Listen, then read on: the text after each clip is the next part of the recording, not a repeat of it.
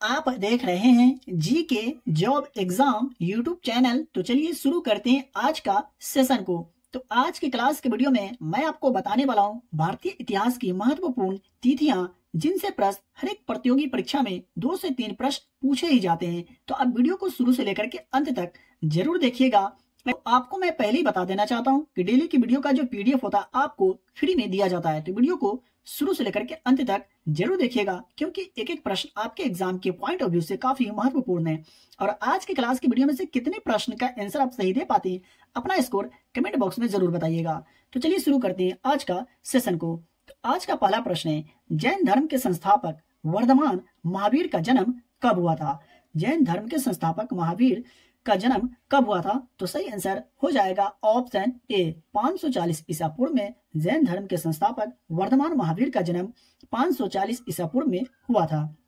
बात कर ले कौन से स्थान पर इनका जन्म हुआ, तो कुंडग्राम नामक स्थान पर इनका जन्म हुआ था। और ये जैन धर्म के 24वें और अंतिम तीर्थंकर थे। कौन? महावीर स्वामी।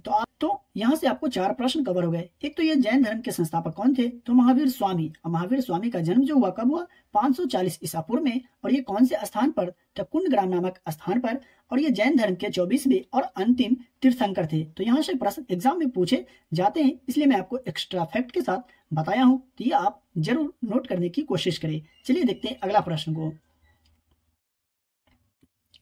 2 नंबर में, बौद्ध धर्म के संस्थापक गौतम बुद्ध का जन्म कब हुआ था? बौद्ध धर्म के संस्थापक गौतम बुद्ध का जन्म कब हुआ था? जो लोग हमसे रेगुलर पढ़ाई करते हैं, हमारा वीडियो रेगुलर देखते हैं, उनको यह प्रश्न का आंसर जरूर याद होगा। तो सही आंसर की अगर बात करें तो ऑप्शन बी सही उत्तर हो जाएगा। 563 ईसा पूर्व में बौद्ध धर्म के संस्थापक गौतम बुद्ध का जन्म हुआ था। बात कर ले अदर पॉइंट की, तो इनका जो जन्म हुआ था लुम्बिनी नामक स्थान पर हुआ था। और गौतम बुद्ध के बचपन का नाम सिद्धार्थ था, जो काफी बार एग्जाम में पूछे जा चुके हैं। तो आप जरूर याद रखें। बात करें 3 नंबर प्रश्न का, तो कलिंग का युद्ध कब हुआ था? कलिंग का युद्ध जो हुआ ये कब हुआ था? तो सही आंसर हो जाएगा ऑप्शन ए 261 ईसा पूर्व में कलिंग का युद्ध हुआ था। और बात कर ले ये किसके बीच हुआ, तो कलिंग का जो युद्ध हुआ था अशोक और राजा आनंद के बीच हुआ था।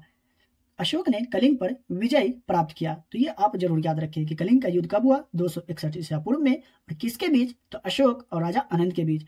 और अशोक ने कलिंग पर विजय प्राप्त किया। चलिए देखते हैं अगला प्रश्न को। 4 नंबर में, सिकंदर ने भारत पर किस वर्ष आक्रमण किया था? सिकंदर ने भारत पर किस वर्ष आक्रमण किया था? तो सही आंसर हो जाएगा ऑप्शन सी 326 ईसा पूर्व में सिकंदर ने भारत पर आक्रमण किया था। और बात कर ले सिकंदर की, तो सिकंदर महान मैसेडोन के प्राचीन यूनानी साम्राज्य का एक राजा था। 5 नंबर में, चंद्रगुप्त मौर्य ने मौर्य वंश की स्थापना कब की थी? चंद्रगुप्त मौर्य ने मौर्य वंश की स्थापना कब किया था? तो सही आंसर हो जाएगा ऑप्शन डी 322 ईसा पूर्व में चंद्रगुप्त मौर्य ने मौर्य वंश की स्थापना किए थे। बात कर ले अदर पॉइंट की, तो पाटलिपुत्र मौर्य साम्राज्य की राजधानी थी। और मौर्य वंश का अंतिम शासक बृहदर्थ था। तो मैं आशा करता हूं कि आपको समझ में आ गया होगा।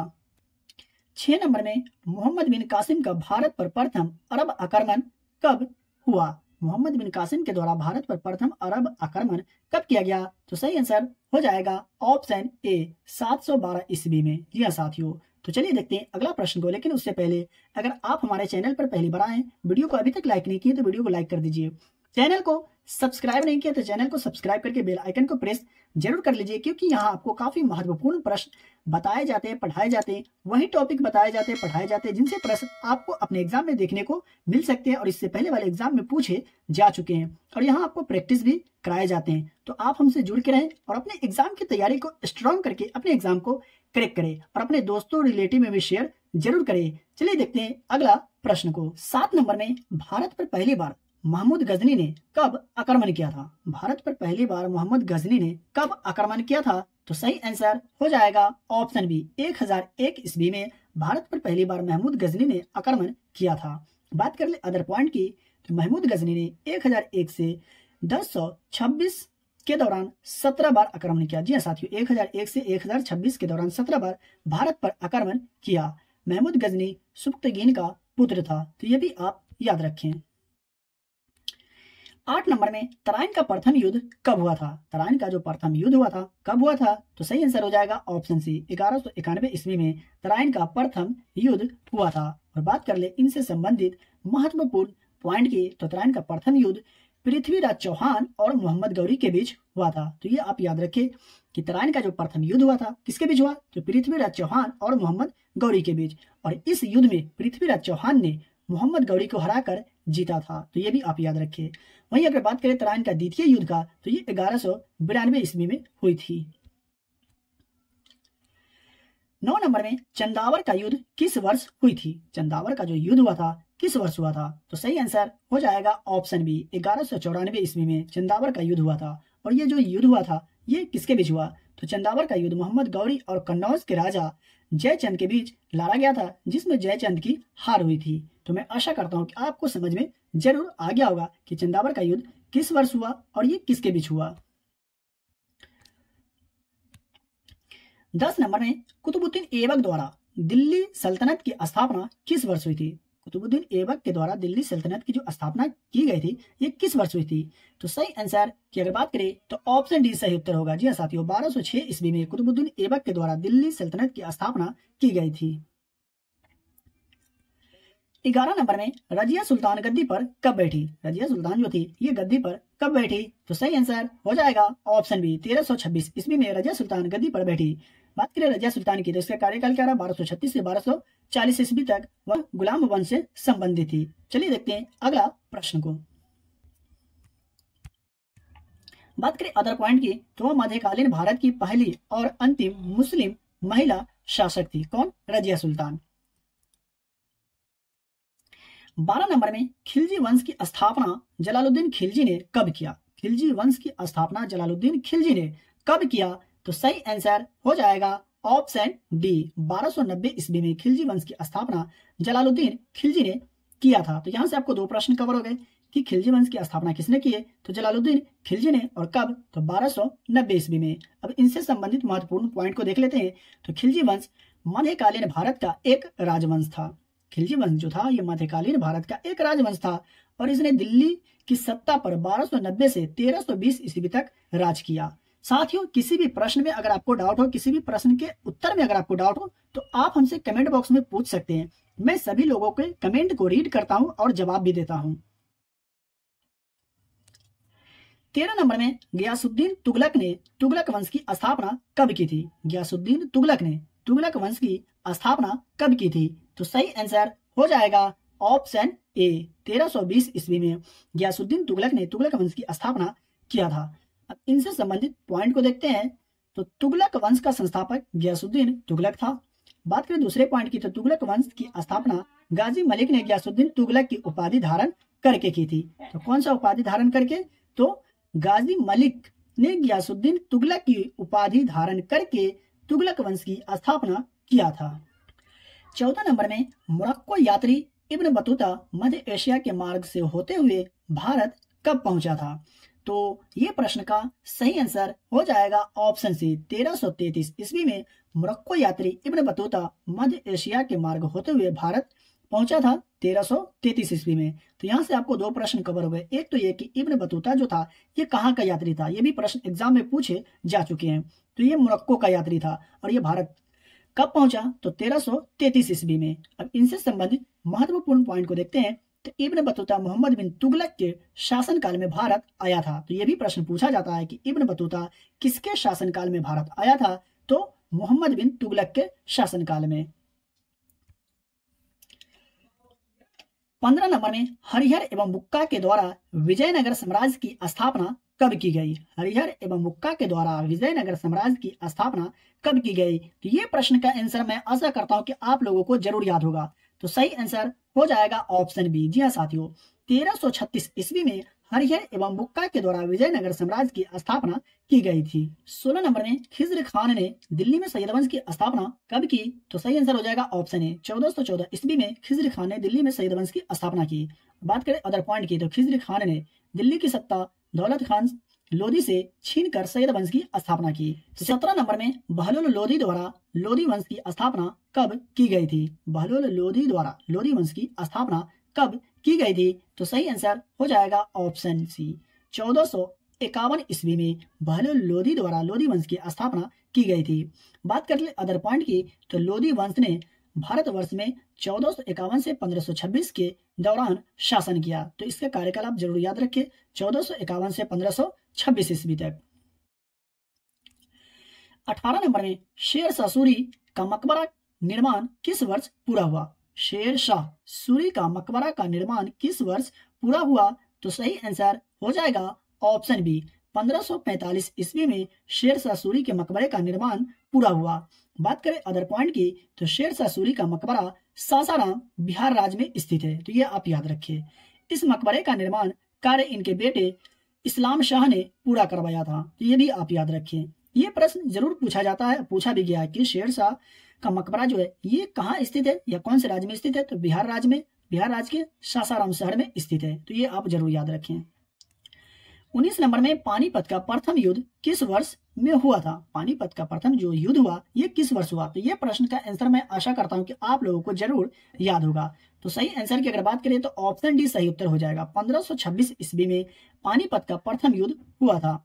बात कर ले अदर पॉइंट की, तो पानीपत का प्रथम युद्ध बाबर और इब्राहिम लोदी के बीच लड़ा गया था। तो ये आप याद रखें कि पानीपत का जो प्रथम युद्ध हुआ था ये किसके बीच हुआ? तो बाबर और इब्राहिम लोदी के बीच।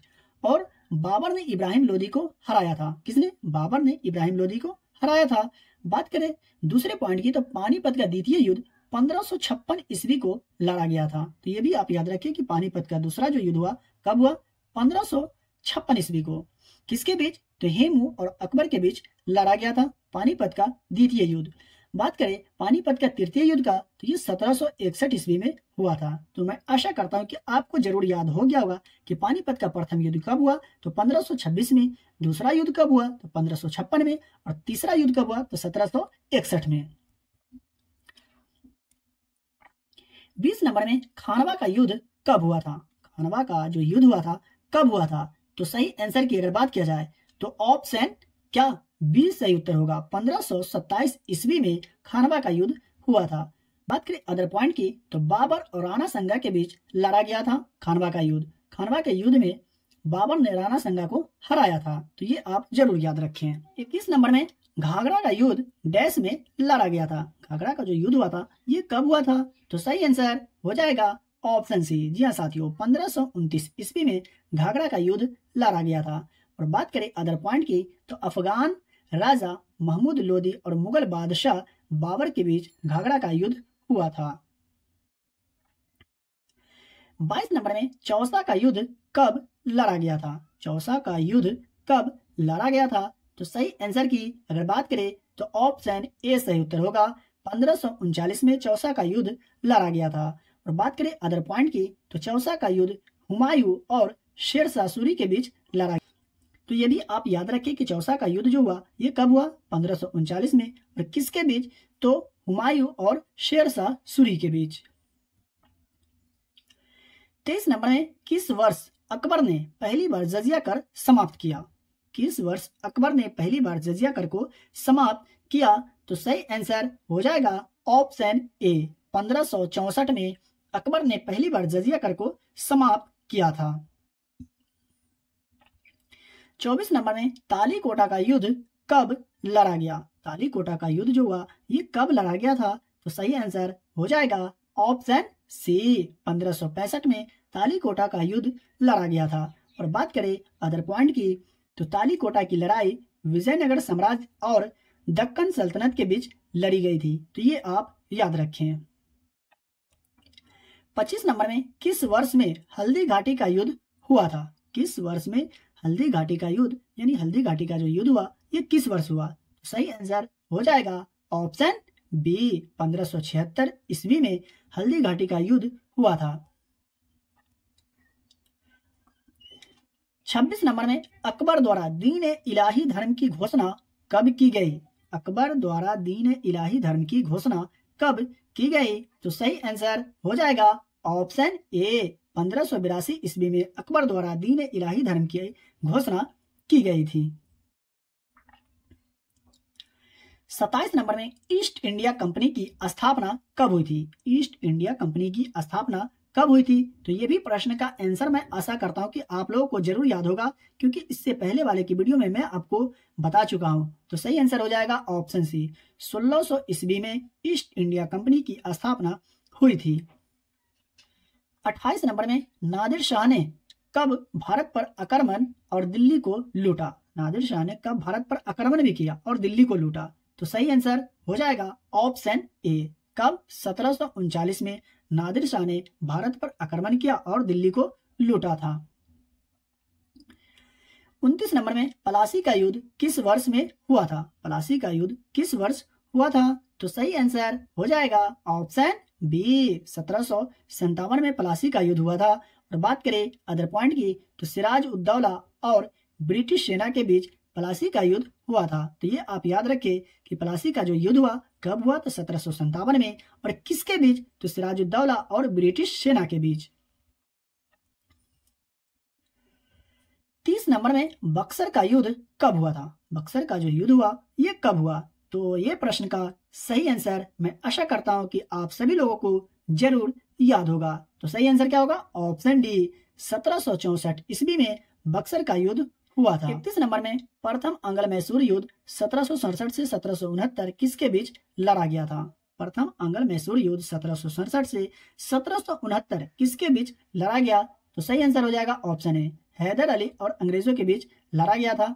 कब से कब तक? तो 1767 से 1769 तक। बात करें अदर पॉइंट की, तो प्रथम अंग्ल मराठा युद्ध 1775 से 1782 ईस्वी तक चला। द्वितीय अंग्ल मैसूर युद्ध की अगर बात करें तो 1780 से 1784 ईस्वी तक चला। 32 नंबर में राजा राम मोहन राय के द्वारा ब्राह्म समाज की स्थापना कब की गई? राजा राम मोहन राय के द्वारा ब्राह्म समाज की स्थापना जो की गई ये कब की गई थी? तो सही उत्तर हो जाएगा ऑप्शन बी, 1828 ईस्वी में राजा राम मोहन राय के द्वारा ब्राह्म समाज की स्थापना की गई थी।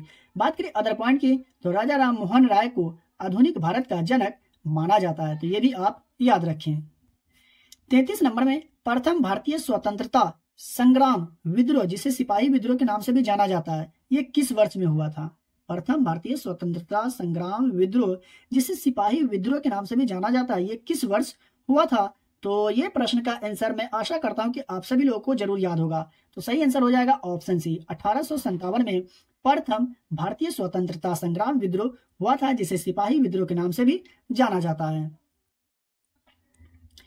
34 नंबर में भारत में पहली बार जनगणना कब हुई थी? भारत में पहली बार जनगणना कब हुई थी? तो सही उत्तर की अगर बात करें तो ऑप्शन बी सही उत्तर होगा। 1872 ईस्वी में भारत में पहली बार जनगणना हुई थी। और किसके शासन में, किसके कार्यकाल में? तो लॉर्ड मेयो के अधीन पहली बार कराई गई थी भारत में जनगणना, यानी लॉर्ड मेयो के कार्यकाल में कराई गई थी। तो ये आप याद रखें कि भारत में पहले, जरूर याद रखें कि भारत में पहली जनगणना कब हुई थी? 1872 में। और किसके शासनकाल में? तो लॉर्ड मेयो के शासनकाल में।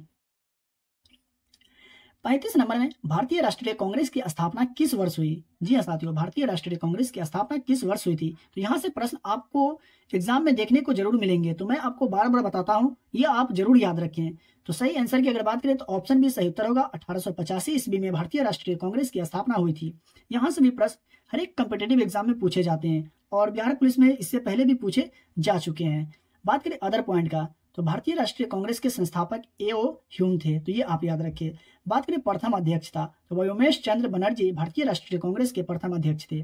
और प्रथम मुस्लिम अध्यक्ष की अगर बात करें तो बदरुद्दीन तैयब जी भारतीय राष्ट्रीय कांग्रेस के प्रथम मुस्लिम अध्यक्ष थे। और बात करें प्रथम महिला अध्यक्ष था तो एनी बेसेंट। जी हाँ साथियों, प्रथम महिला अध्यक्ष कौन थी? तो एनी बेसेंट। और प्रथम भारतीय महिला अध्यक्ष का बात करें तो सरोजनी नायडू थी। तो ये आप जरूर याद रखें। भारतीय राष्ट्रीय कांग्रेस से संबंधित जो भी मैं आपको जानकारी दिया हूं, इसे नोट करने की जरूर कोशिश करें। पीडीएफ में आपको पूरा आपको मेंशन करके मिलेगा, तो पीडीएफ लेना बिल्कुल भी नहीं भूले। तो आज का क्लास का वीडियो आपको कैसा लगा कमेंट करके जरूर बताइएगा। और कितने प्रश्न का आंसर आप सही दे पाए अपना स्कोर कमेंट बॉक्स में जरूर बताइएगा। वीडियो को अभी तक लाइक नहीं किया तो वीडियो को लाइक कर दीजिए। चैनल को सब्सक्राइब करके बेल आइकन को प्रेस जरूर करें। आपके लिए इतना मेहनत किया हो तो एक लाइक और एक सब्सक्राइब तो बनता है दोस्तों। और अपने दोस्तों रिलेटिव में भी शेयर जरूर करें। तो चलिए मिलते फिर से एक नए वीडियो में नए टॉपिक के साथ। और हाँ, इसका पीडीएफ लेने के लिए वीडियो के डिस्क्रिप्शन में दिए गए टेलीग्राम चैनल लिंक से ज्वाइन होकर डेली की वीडियो का फ्री में पीडीएफ प्राप्त करें। तो चलिए मिलते फिर से एक नए वीडियो में नए टॉपिक के साथ।